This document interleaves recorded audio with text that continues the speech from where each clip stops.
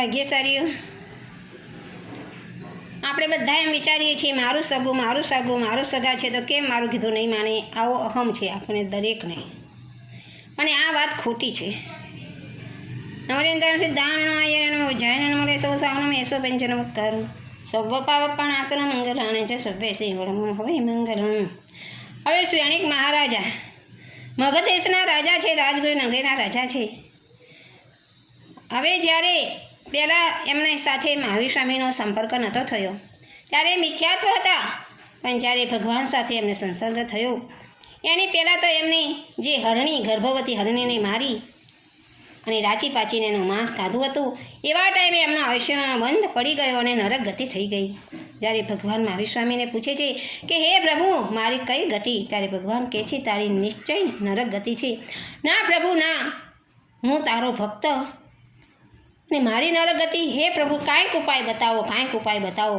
ત્યારે ભગવાન 4 ઉપાય બતાવે છે. એમાંથી એક ઉપાય આપણે અત્યારે કહીશું કે એમની દાદીમાં છે એ જૈન ધર્મને નહોતા માનતા, એ મિથ્યાત્વ ધર્મને માનતા હતા, શિવના દર્શન કરતા હતા. ત્યારે શ્રેણિક મહારાજને કીધું પ્રભુએ કે તારી દાદીમાં જો ભાવથી ત્રિલોકના નાથના દર્શન કરે તો તારી નરક તૂટે. તો એમને અહમ છે, અહો શું ના મારી નરક માટે મારી દાદા દર્શન નહીં કરે, મારી દાદીમાં ત્રિલોકના નાથના દર્શન નહીં કરે, આવો ભ્રમ હતો. જઈને આજીજી કરે છે દાદીમાને, હે દાદીમા મારી નરક તૂટવા માટે તમારે ત્રિલોકના નાથના ભાવથી દર્શન તમે કરો. ત્યારે દાદીમા કહે છે કે તારી નરક તૂટે કે ના તૂટે પણ હું ક્યારે તારા ભગવાનના દર્શન નહીં કરું. વિચાર કરો ભાગ્યશાળીઓ, આપણે બધા સગા કરીએ છીએ, જ્યારે સમય આવે ત્યારે ખબર પડે છે સગાની.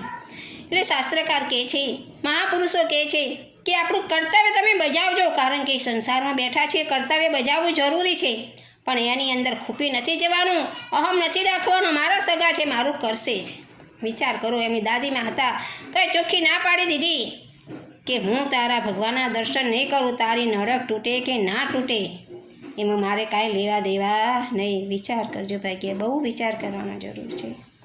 શાસ્ત્ર વિરુદ્ધ કાંઈ બોલાયું તો મન વચ્ચેને કાયાથી મિચ્છામી દુક્કડો.